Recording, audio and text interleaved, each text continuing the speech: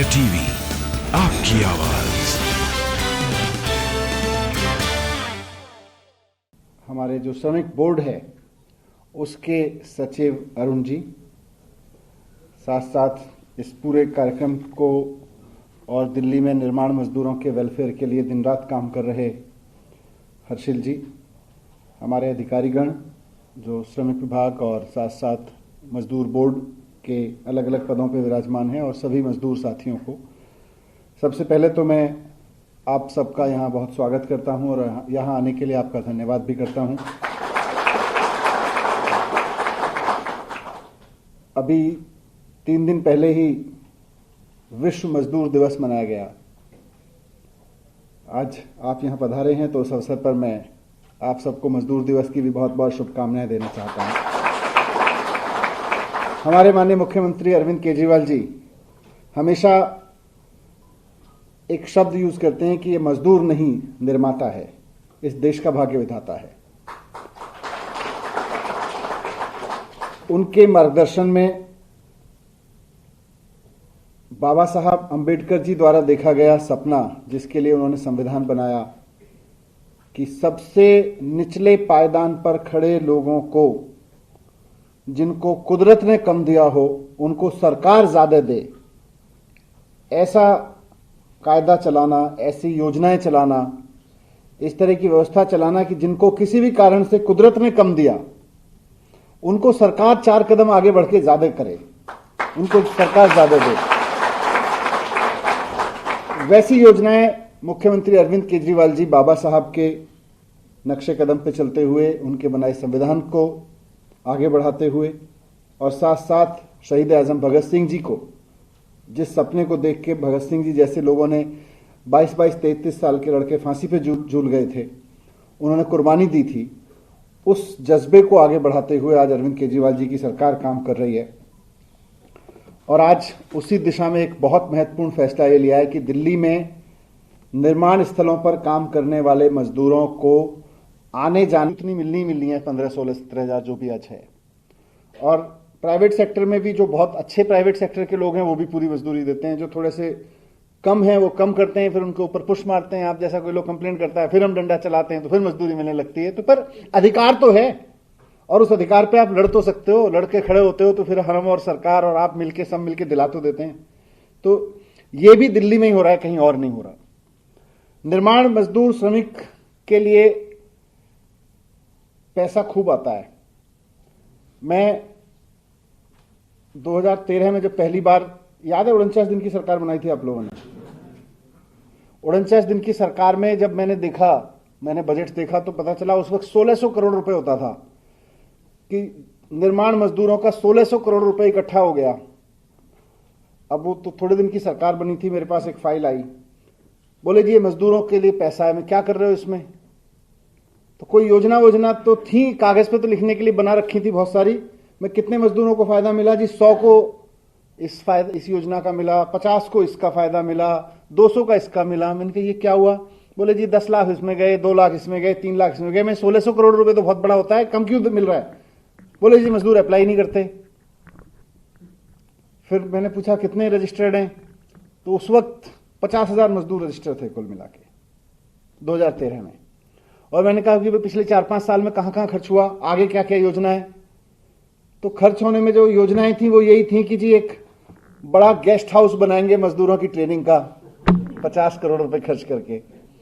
मैंने कहा यार 50 करोड़ रुपए मजदूरों के हिस्से का खर्च करके गेस्ट हाउस बनाएंगे, उसमें कोई मजदूर तो रुकेगा नहीं, जाके कुछ मजदूरों के लिए ही करो। फिर दोबारा आप लोगों ने चुन लिया, सरकार बना दी 49 डेज के बाद वाली फुल फ्लेजेड। उसके बाद तो फिर आप देखो आज तक अब कितने 10 लाख हो गए, पूरी दिल्ली में 10 लाख मजदूर रजिस्टर हो गए हैं। और देश के इतिहास में सबसे ज्यादा पैसा मजदूरों में बांटा गया है दिल्ली बोर्ड द्वारा। अरुण जी पिछले 1 साल में कितना पैसा बांटा है? लगभग आपने 600 करोड़ रुपए मजदूरों में 1 साल में बांट दिया गया। देश में कहीं किसी सरकार ने नहीं किया। 10 लाख लोगों को कोविड के कारण जो नुकसान हुआ उसमें 5-5 हजार रुपए दे दिए गए। फिर अभी जिनका जिक्र राजेश जी ने किया, बहुत सारी ऐसी योजनाएं बना रखी हैं जिनका फायदा कभी मिलता ही नहीं था, क्योंकि कागज पूरे करते करते ही हालत खराब हो जाती थी। पहले तो रजिस्ट्रेशन कराना ही नर्क होता था। पता नहीं आप में से कुछ लोगों ने वो वीडियो हो सकता है देखा हो, मैं पहुंचा था एक दिन सुबह सुबह, है उस दिन से बदलना शुरू हुआ है ना। उस दिन से पहले तो मजदूर, निर्माण मजदूर अगर रजिस्ट्रेशन करने जाता था तो 4 बजे लाइन लगा के खड़ा होता था, और उसके बाद बेचारा 10 बजे 11 बजे कोई अफसर आया तो आया, नहीं आया तो नहीं आया। फिर हार के बाहर एक दलाल आके चुपके से कहता था बाहर आजा मैं करवा दूंगा, और कितने पैसे लेता था वो?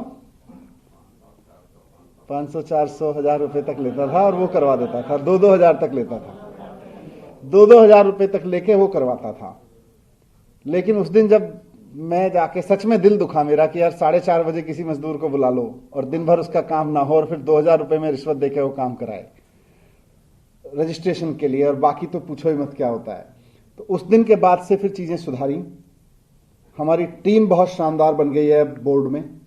मैं बोर्ड के एक एक अधिकारी को, आज अगर रजिस्ट्रेशन 10 लाख हुए तो ये मनीष सिसोदिया ने नहीं किए, उसके लिए हमारे बोर्ड के अधिकारी और हमारे श्रमिक मित्र, इन्होंने खूब मेहनत की। आज दिल्ली में एक भी ऐसा लेबर चौक नहीं होगा जहां हमारे अधिकारियों और हमारे श्रमिक मित्रों ने जाके झंडे पकड़ पकड़ के, बैनर लगा लगा के रजिस्ट्रेशन ना करवाए हों। सारी जगह जा जाकर रजिस्ट्रेशन कराए। तो ऐसे होता है, काम करने के लिए पहले नीतियां बदलनी पड़ती हैं। आज नीति बदल गई तो 10 लाख लोगों को फायदा हो रहा है। नीति बदल गई तो आज 600 करोड़ रुपए किसी के बच्चे का, किसी का गर्भपात का, मतलब आपको पता नहीं, पूरी जानकारियां तो होंगी, श्रमिक मित्रों को तो हैं ही सारी, लेकिन मजदूरों को, मतलब सरकार ने इतनी बढ़िया बढ़िया योजनाएं बना रखी हैं। लेकिन पता हो तो आज सरकार तैयार है। पहले यह था पता हो तो सरकार नहीं, दलाल तैयार होता था। आज सरकार तैयार है आपको उसका सुविधा देने के लिए।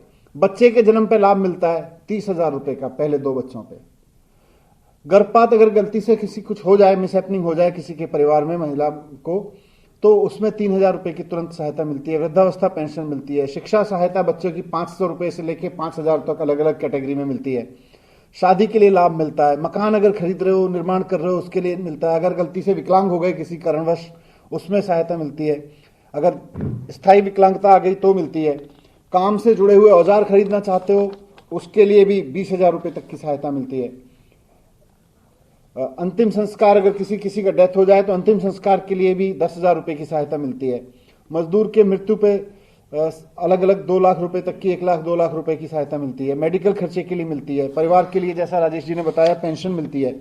तो ये सब में आज 10 लाख मजदूरों के बीच में 600 करोड़ रुपए अगर एक साल में दिए गए हैं, तो आप मानोगे कि कहां कुल मिला के 10-15 लाख रुपए एक साल में दिए जाते थे, और आज 600 करोड़ मिल रहे हैं, तो लोगों तक ही तो पहुंचे हैं। और आज एक नई योजना शुरू कर दी इसमें कि सबको फ्री बस पास। अब आप आराम से कहीं भी जाओ, कहीं भी काम करो, ये नहीं सोचना पड़ेगा यार 1,000 रुपए की, 500 रुपए की, 800 रुपए की या 1,500, जो भी मजदूरी मिलती है इतनी तो मजदूरी मिलेगी। अब उसमें से मान लो 100 रुपए पास में बस में लग गए तो कैसे काम होगा? तो अब आपको ये नहीं सोचना पड़ेगा।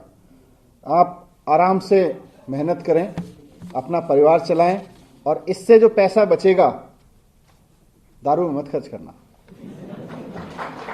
है ना। ये नहीं है कि अब तो 800 रुपए बचने लगे, अब 800 रुपए की पहले तो आधा आता था, पूरा आने लगेगा। ये नहीं होना चाहिए, है ना। अपने परिवार के लिए खर्च करो, और कुछ नहीं तो घुमाओ फिराओ उनको, चिड़ियाघर दिखाओ उनको कहीं खाना खिलाने ले जाओ, कुछ भी करो। लेकिन किसी आलतू फालतू चीज पे वैसे मत खर्च करना। बच्चों को घुमाने ले जाओ, बच्चों को अच्छे ड्रेस दिला दो, कुछ भी करो, लेकिन ऐसे बर्बाद मत करना इस पैसे को। ये मत सोचना अब केजरीवाल जी ने तो बचा दिया है। अब केजरीवाल जी ने इसलिए नहीं बचाया कि दारू पी लोगे जाके, इसलिए बचाया ये पैसा कि जाके अपने परिवार की उन्नति पे खर्च करोगे, ठीक है ना। तो यही मेरी रिक्वेस्ट है। एक छोटी सी चीज, क्योंकि यहां बहुत मजदूर बैठे हैं, आप मुझे, जो मजदूरी का काम करते हैं, मजदूरी में कई तरह के लोग हैं, मैं, क्योंकि मजदूर जब शब्द कहते हैं तो फिल्मों वाला मजदूर एक तरह का होता है, पर सरकार के कानून के हिसाब से निर्माण स्थल पे काम करने वाले वेल्डर, मिस्त्री, बेलदार, कुली, पेंटर, फिटर, बढ़ई, लोहार, बिजली मिस्त्री, निर्माण स्थल पर चौकीदारी करने वाले लोग, गार्ड, बार वाइंडर, कंक्रीट के मिक्सर, पॉलिश करने वाला, क्रेन चलाने वाला, पंप चलाने वाला, टाइल लगाने वाला, सब के सब मजदूर की श्रेणी में आते हैं। तो जब आप जाते हैं काम पे, इस अरविंद केजरीवाल जी की आज की योजना से थोड़ा सा मेरे को भी समझने में मदद करो। बहुत लोगों से तो मेरी बात होती रहती है, पर यहां जो लोग बैठे हैं, कहां से कहां जाते हैं, कोई अपना बता दे। कहां से कहां जाते हैं, रोज या महीने में कितना पैसा खर्च करते थे और वो कैसे बचेगा, आप कोई बताएंगे? हाँ बताइए। अच्छा, माइक ले लो एक बार। वो आ गया पीछे से आपके माइक। हाँ, क्या कह रहे हैं? मैं नरेला से सर गुड़गांव, कभी गुड़गांव जाना पड़ता है सर, तो कभी मतलब फरीदाबाद जाना पड़ता है, तो वहाँ से जो गाड़ी पकड़ता हूँ नरेला से जागीर से मेट्रो पकड़ के सर 7 रुपया किराया लगता था, 15 रुपया सर वो 75 रुपया, और उसके 85 रुपया सर, मतलब 150-250 रुपया किराया रोज का लग जाता था। और क्योंकि मेट्रो और बस और अलग अलग बसों में जाते थे तो पास का भी सिस्टम नहीं हो सकता था, अब तो सीधे पैसा बच जाएगा। बहुत बढ़िया। और आप पीछे भाई इनको दे दो। सर मेरा नाम राजकुमार है, मैं काइंटर हूँ। अच्छा सर, मैं सुल्तानपुरी से सेक्टर द्वारका 21 में जाता हूँ। मुझे 3 बस पकड़नी पड़ती थी। कोई समय ऐसा होता था कि पैसे नहीं होते थे, उसके कारण 300-350 की दिहाड़ी टूट जाती थी। लेकिन अब ऐसा नहीं होगा, क्योंकि आपने इतनी दिल्ली सरकार ने मदद कर दी है। हम गरीब मजदूर होगी। बहुत बढ़िया। हमारे घर काफी पैसा खर्च हो रहा था बस में, है ना? ये तो अच्छी बात हो गई। और कहीं से कोई कुछ बोलना? इनको दे दो, इधर दे दो। हाँ। मैं दिल्ली सरकार का धन्यवाद देना चाहता हूँ, इससे बहुत मेरे को फायदा होगा। ये कन्वेंट में काफी पैसा खर्च हो जाता है। सही बाकी जो भैया ने कहा है ना, कि सर दिहाड़ी टूट जाती थी, अगर सही समय पर ना पहुंच पाओ तो दिहाड़ी नहीं थी। सही बात है। और फिर अगर 300 रुपए खर्च करके 500 रुपए की दिहाड़ी कहीं जाके मिल रही है, तो फिर वो बात तो नहीं है ना। मतलब अगर 2-3 घंटे का कहीं काम है। हाँ, आप कुछ कह रहे थे? एक मिनट, माइक आ रहा है। एक सेकंड जाओ, माइक आ रहा है। आजादपुर कभी लाजपत नगर हम लोग जाते हैं, तो इधर से जाते हैं तो कभी 25 रुपये लग जाता है, कभी 50 रुपये लग जाता है, 60 रुपये। फिर उधर से जो 8 बजे छुट्टी होता है, जो आते कभी हम लोगों को कभी जगह आजादपुर में ही रात रुकना पड़ता है, जब गाड़ी नहीं मिलती है तो कभी इतना पैसे नहीं कभी फ्रीवर से आ जाऊंगा। इस वजह से हम लोग को बहुत बचत हो रहा है। बहुत बढ़िया। चलिए, बहुत बहुत शुभकामनाएं आप सबको। Thank you very much. आप सब लोग यहाँ आए, और भी जो लोग आपके जहाँ जहाँ आप काम करते हैं, वहाँ जितने लोग भी मजदूर हैं, काम करते हैं, मुझे लगभग एक आकलन यही था कि लगभग 10 लाख मजदूर काम करते हैं। तो हमारे श्रमिक मित्रों ने, हम सब ने मिलकर, अधिकारियों ने मिलकर 10 लाख लोगों का रजिस्ट्रेशन तो लगभग किया है। और फिर भी 2 चीज़ें इसमें रहती हैं कि किसी का हर साल रजिस्ट्रेशन रिन्यू कराना होता है, तो सबको कहते रहें कि इसका रजिस्ट्रेशन रिन्यू करा दें, मोबाइल चार्ज की ज़रूरी है भी। और दूसरा, जो लोग अभी रजिस्ट्रेशन नहीं करा पाए हैं उनको रजिस्ट्रेशन कराने के लिए कहें। Thank you very much.